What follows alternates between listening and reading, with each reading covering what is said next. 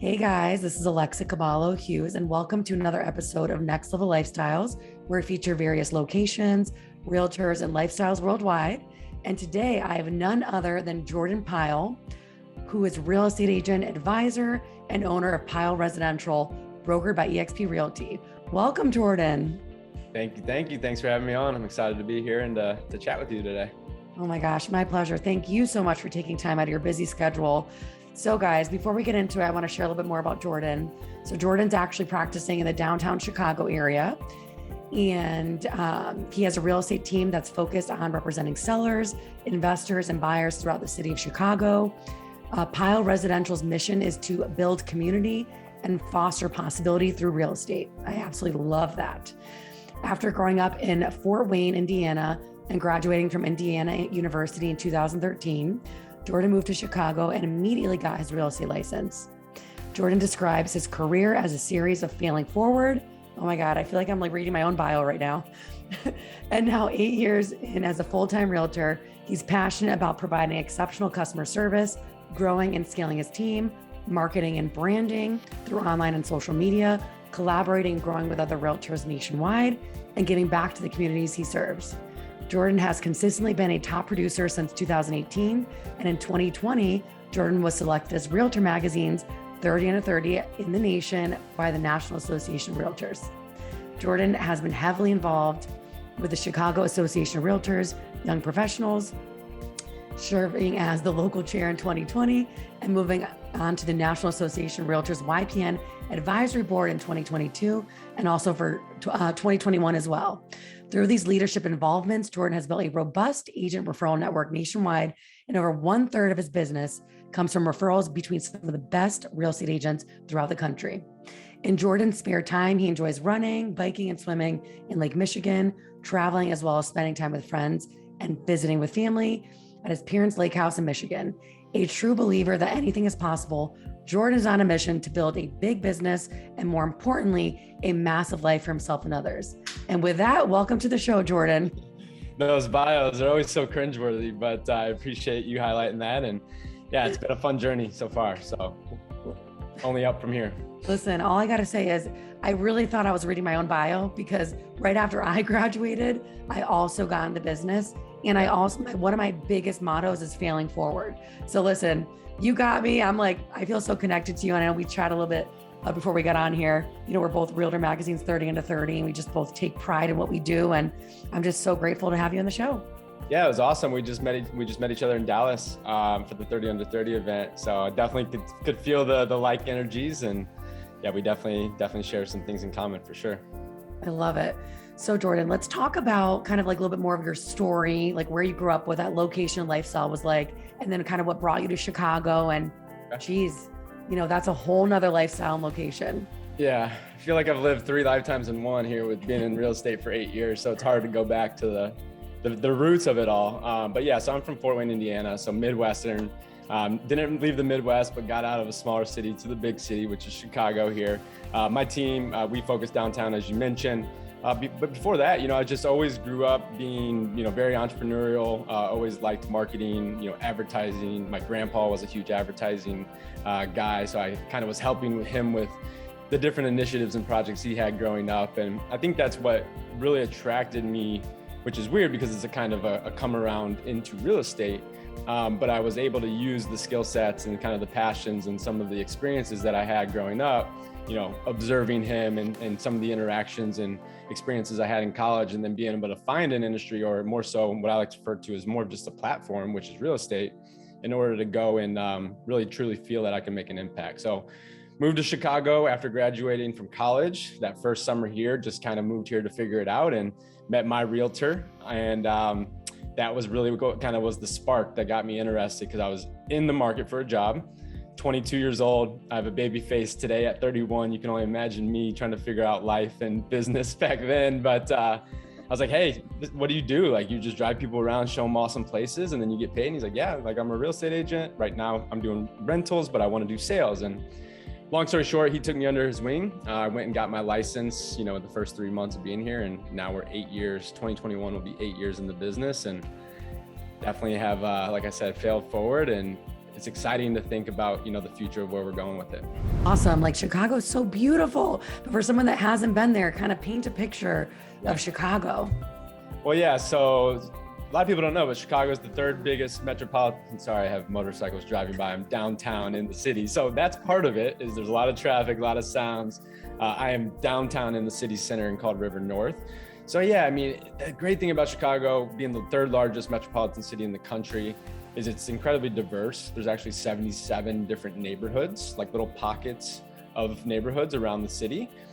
So really it's a pretty small condensed area, about 3 million people. I think it's like 2.7 million downtown. But the cool part about it is you're a big city, but you're right on a body of water. So you have Lake Michigan out there. So, very active city when, the spring, summer months are around. It's truly like, I call it the most beautiful city in the world during the summer and spring months. But then obviously you brave the winter in the winter months, and you have the snow, and what they say about Chicago winters is definitely true. So it makes the spring and the summers that much sweeter. But yeah, lots of activities you can do outside lakefront. You have a lot of people bicycling, running, swimming in Lake Michigan. But then we also have a world-class restaurant scene here. So any type of food, if you're a foodie, you can come here and not run out of places to eat. We also have 5 different sports teams in Chicago. So we have the Chicago Bulls, the Bears, the Blackhawks, the Sox, and the Cubs. So a lot of different things to choose from. So really it's a very diverse melting pot. It's very young professional oriented. So it's very busy and it's, but you can also kind of live a more reserved life if you want as well. You could be out on a boat on Lake Michigan, staring back at the skyline, and within 5 minutes of being on the lake, you can be downtown in the hustle and bustle of it all. And you're just talking about when you visited, you probably were on, you were probably doing realtor related things, which happen on Michigan Ave, which is kind of, more of a touristy area, right? So you're gonna get that. You're gonna get the high rises. Everyone thinks of Chicago, they think all the buildings, but then you can go to somewhere like an incredibly popular neighborhood called Lincoln Park in Chicago. And it's $2-3 million single family homes, smaller 2 to 3 unit buildings, more walk-up style condo units. And that's more of a low, laid back feel where you have some more families there. It's a little less young professional oriented. So that's the cool thing, is you can really pick and choose and visit. You can go take a 10-minute cab and experience a completely different culture and vibe somewhere else in one of the different neighborhoods in Chicago, which is super cool. Dang. And I can't believe it. 77 neighborhoods. Did I hear you right? 77. Yeah. Oh my gosh. I mean, oh boy. This is why anyone that's listening that wants to consider Chicago needs to call Jordan, because goodness gracious, 77 different areas, locations, different vibes, right?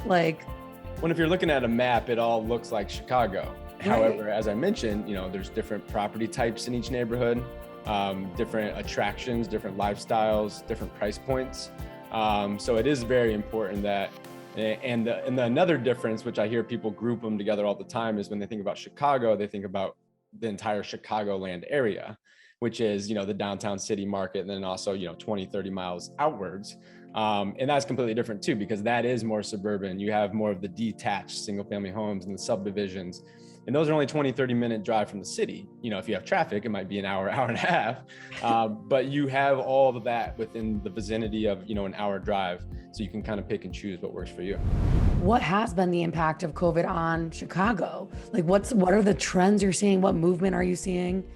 What's kind of happening? Yeah, so the first 3 things that just popped in my head when you asked that, I guess are three different trends, I would say. It's really 2.5, but the first trend that we saw, and I want to be very clear that people were calling it a mass exodus from Chicago to the suburbs of Chicago.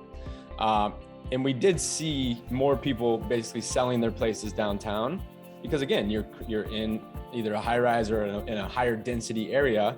People wanted more space. They wanted yards. They wanted outdoor space of some sort. So a lot of people did decide to move to the suburbs. So that was one big trend. However, when they call it a mass exodus, when we really looked at it from a real estate perspective, really what it was the families that were in kind of a family formation stage of their life, where they were, maybe having their first kid or their second, they were going to be moving out to the suburbs in the next 2 to 3 years regardless. And we just saw that expedited by the pandemic. So we saw those people. So we might have lost them in 2020, and it adds to the stats of the people that moved out of the city. But I think that those people will already be there in a couple of years when they normally would have done so. So that's one trend. We saw the downtown, the market that I'm in today where I live, more vertical market, more high rise. We saw it struggle.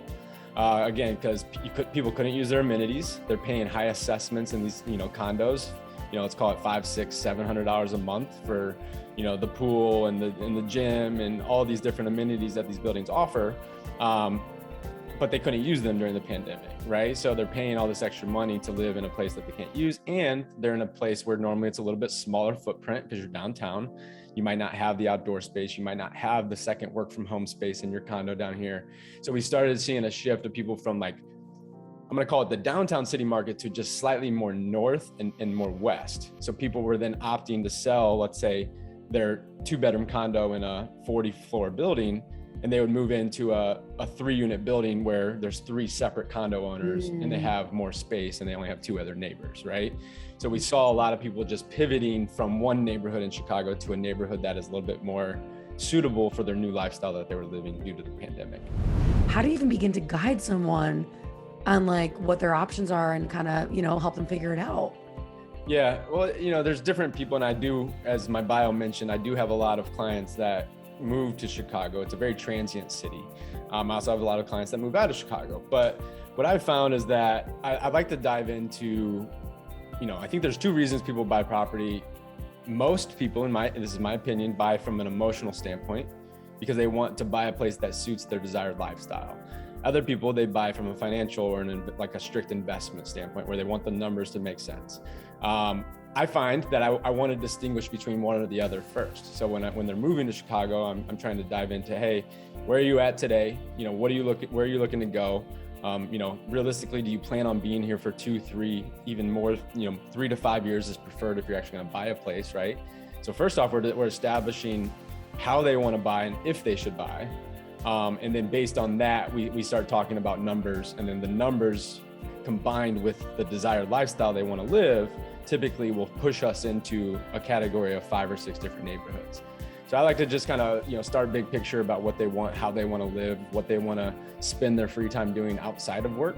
And a lot of times people just move somewhere that's close to work too. So those are kind of the main ways that I get into the details of what I believe somebody might, prefer from a neighborhood level. But I do encourage people to come here, spend time, travel and visit the different neighborhoods, go to the coffee shops, whatever, go to a Cubs game, get a good feel for the traffic and, what the kind of livelihood in that area is. Here, if you're living here, then you got to be ready to brave anything. They call it Siberia sometimes, but if you embrace it, it's cool, right? Because it's beautiful, right? When you have all the snow around the city, it's just a beautiful thing. But during probably, I would say it's bearable for the most part. The last couple of years, we actually haven't even got that much snow. It's just been a little bit colder. But there's about a week span. It's early February, right around, I don't even know, what is that, Valentine's Day or beginning of February timeframe, where it can get as low as -30. And that's Fahrenheit for all my Canada people out there. Yeah. So, but that's, wind chill. So yeah, there's 3 or 4 days every week or every year that you can't really, there's an advisory basically to not go outside, because if your skin's exposed for too long, it can do some damage. Oh my gosh, that's wild. All right. So enough of that. Tell me about the temperature in the summer. Yeah, like I said, so I love the warm weather. Being a Midwestern guy, one day I'll probably go and retire somewhere on a beach, but the warm weather is the city comes alive. So let's just say it's, sometimes early April, but once you get into May and then June, July, August, we just pretty much wrapped up the most incredible, it's 100 days of summer. It's, let's just say 70 to 75 degrees in the morning. It might get up, some days, prime summer, it gets hot, 95, and you're in a concrete jungle for the most part. So, you don't have as much greenery and stuff like that. So it reflects off and makes it even hotter. But yeah, it's beautiful. I think just, it's very moderate, not too windy. but just people really flock to that lakefront. And that's my favorite part about the city, is being on the lakefront. I'm pretty, I like to stay active. I like to run and bike and swim, and it seems like everybody and their mother comes out to the lakefront. And even if not, there's volleyball intramural leagues, there's soccer leagues, there's, you mentioned the Air and Water Show, which happens in August during the summer, which is basically trick planes, and they fly over and they practice, and everybody comes to the lakefront to watch that. For anyone listening that may want to consider the Chicago lifestyle or try on, what it could be to live there, is it cool people reach out to you for a consultation? Of course. Yeah. Happy to talk about the city. Happy to talk about real estate. Probably the best way to reach me is probably my Instagram page, which is jordan.pyle. I'm assuming you'll probably put that in the show notes. But yeah, reach out. Would love to chat with you anytime. Awesome. Well, Jordan, thank you so much. This has been so much fun getting to just chat with you more and learning more about Chicago. And honestly, I can't wait to visit again. And believe me when I say I want to come for the next Air and Water Show, because that was the highlight, from, I would say, in the last decade, just having those planes go by and the beautiful Navy Pier. And it's just such a beautiful city. So thank you so much for your time today. Yeah, definitely. Thank you for having me. And like I said, my podcast will be coming soon, and I'm definitely going to have you on to learn more about Connecticut and what your real estate business is all about too. Love it. Awesome, guys. And with that, thank you so much for tuning in to another episode of Next Level Lifestyles, where we connect you with various locations, realtors, and lifestyles worldwide. Thank you, Jordan. All right. Thank you. Take care.